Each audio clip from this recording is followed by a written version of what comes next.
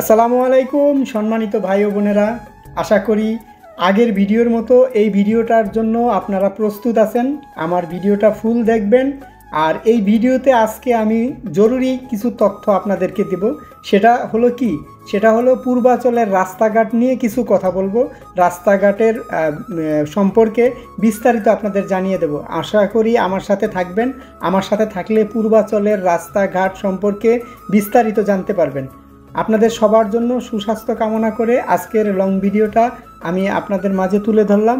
আশা করি আপনাদের সবারই ভালো লাগবে। ভালো লাগলে লাইক কমেন্ট শেয়ার করতে ভুলবেন না। আপনার পরিচিত ভাই বোনেরাও এটা সম্পর্কে বিস্তারিত জানতে পারবে। আমার কাছে তো এখানে আসলে খুবই ভালো লাগে।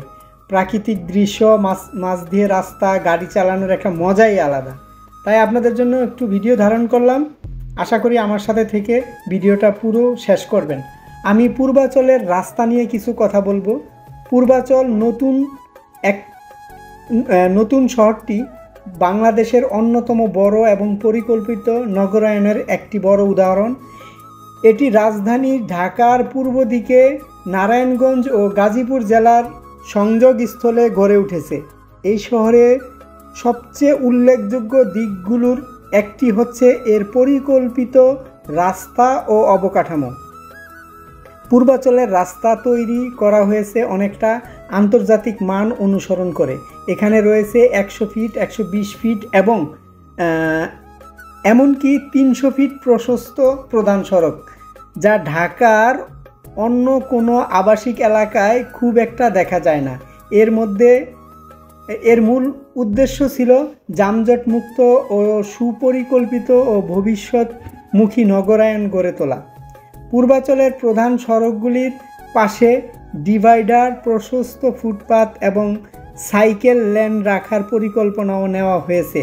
সেই সঙ্গে রয়েছে গ্রিন জোন, যেখানে গাছ লাগিয়ে পরিবেশ বান্ধব একটি পরিবেশ তৈরি করার চেষ্টা করা হচ্ছে।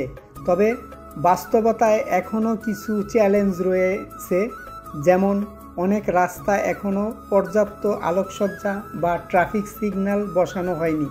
বর্ষাকালে কিছু স্থানে জলাবদ্ধতার সমস্যা দেখা যায়।